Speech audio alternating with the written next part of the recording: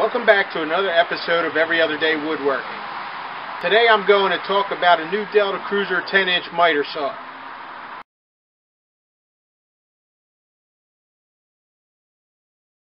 I purchased this at Lowe's on Black Friday deal, regularly $5.99, on sale for $3.49 with a free stand.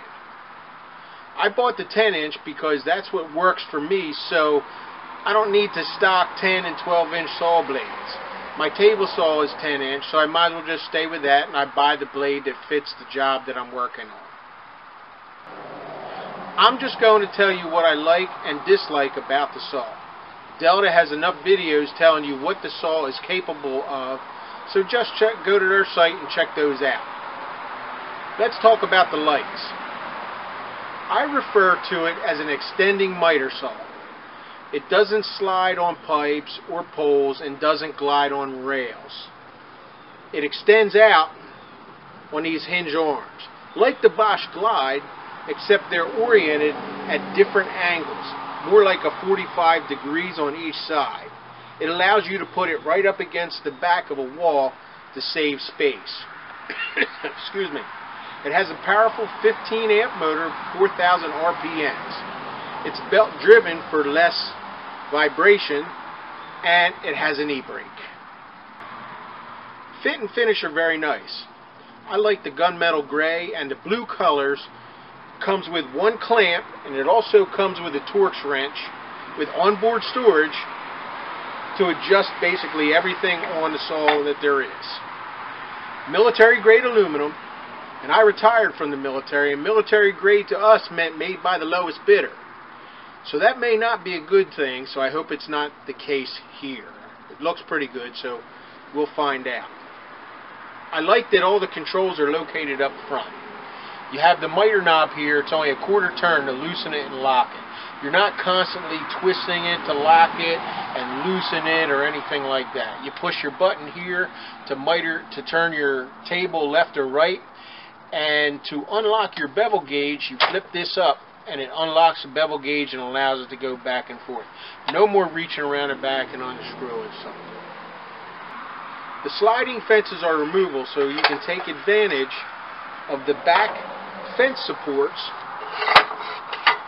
that Delta has added here, here, here, and here for that extra depth of cut.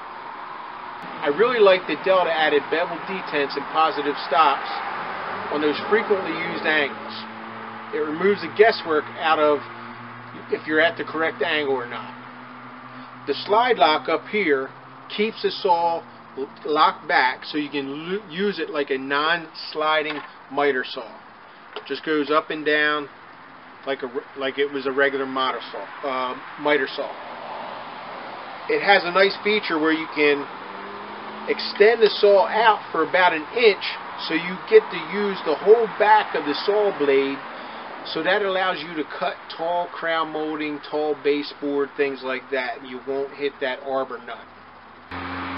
The depth stop located right here is a very nice feature also. You flip that down and you adjust the screw right here, and that will stop your saw at a certain depth, so you won't be cutting all the way through your stock if you don't want to, in case you just want to kerf something or something like that.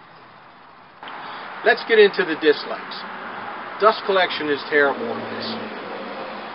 If you lift up your guard here, you can see there, this is the chute that goes into your dust collection bag. When you put the saw down, there's nothing extended down here that directs your sawdust up into that bag. So what I've done is I've taken a piece of rubber and made like a boot that connects onto here.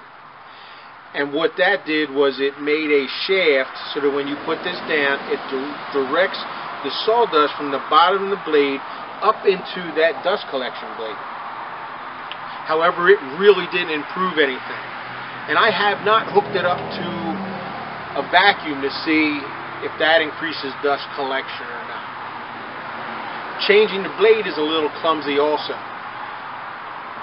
The manual says to pull this back, pull your guard back, use your torque wrench loosen this bolt, and it's got to come out quite a bit so you can get the flange on this plate past that bolt.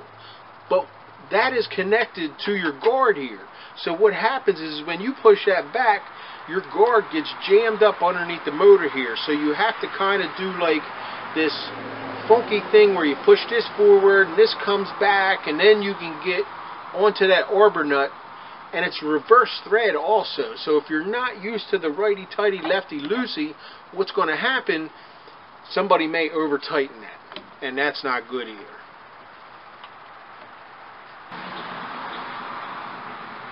The one clamp that it comes with isn't the best either. Don't get me wrong, it works. But it has like this knurl at the bottom of it. And it fits down into one or two of these holes in the back here. And by friction, that's how it stays in. There's nothing in the back to tighten it up to keep it in there or anything. And if you have thin stock, what's annoying is you've got to turn this down until you get clamped on your stock. And it'll hold it. But then if your next piece is a little bit thicker, then you got to keep coming back and keep turning it till you can get it on there. They need actually some type of quick release where there's like a shaft and you release it and this will slide up and down, and then you can get on it a little bit quicker. Also, I know the throat plate here, it's fine. It's made so you can straight cut or bevel 45 degrees, 45 degrees to the left or right. But I would probably put a zero clearance insert in there, especially for the 90-degree cuts, because I've already had some little pieces fall down in here, and we know how sometimes they can get caught and thrown around while your saw blade's spinning, stuff like that. Another no biggie is the 10-inch came with a 12-inch manual, and I haven't found a way to register the tool yet. There's nothing on the site. I haven't received anything back from customer service. I've sent them a couple emails. I even called one time and I was on hold for like 10 minutes, and I ended up hanging up because I just didn't have the time. Also, not a deal breaker, but it doesn't have a laser, and I like a laser, especially for referencing 45-degree cuts, especially when your mark is on the back of the board. I like to get close to my cut. That way I'm not either cutting it wrong in the beginning or leaving too much on the end, and then I got to go back and cut up to that line. There is a housing on this guard where it looks like a laser would go, and there's even a chase for where the wire would go back to the handle, so when you turn it on, the laser would come on. Let's talk about cutting capacities. So it miters 50 degrees to the left and 60 degrees to the right, bevels 45 degrees left and right. Now, I was able to cut a piece of 1x6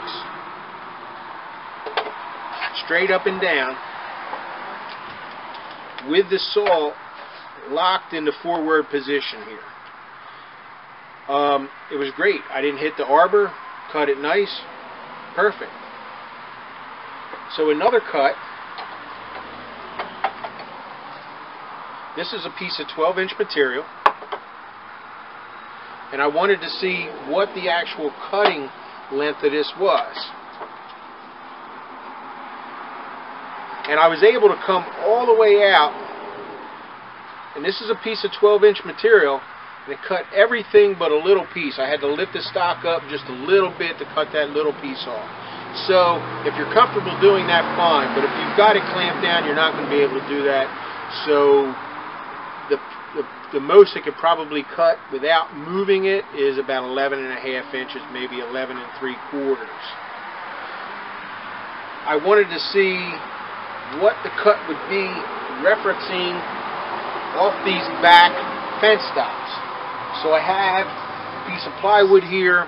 And oh, by the way, to support this, you need to put a piece of like 1.5 inch thick material on the bottom here, and it will be sacrificial because in order to get that length of cut, you have to cut through that sacrificial piece also. But if you reference it on the back of these fence stops, I was able to get a 16-inch cut. Believe it or not, I will probably never use it for anything like that, but a 16-inch cut is incredible compared to what we're used to with the older miter saws. At a 45 degrees, referencing off these back stops. Like I said, this is a 12-inch piece of material. I was able to cut through the whole thing except for about a ½ inch up to the front. That's a 15-inch cut across there. So that's quite big. So if you had an 11 and a half piece, if you had an 11 and a half inch wide piece of material up there, you'd probably be able to get a 45-degree cut on. So that's fantastic. So in conclusion, I am extremely happy with the performance of this saw. Everything has been calibrated correctly out of the box, and it performs as advertised. Please leave questions or comments below, and please hit the subscribe button. Thanks for watching Every Other Day Woodworking.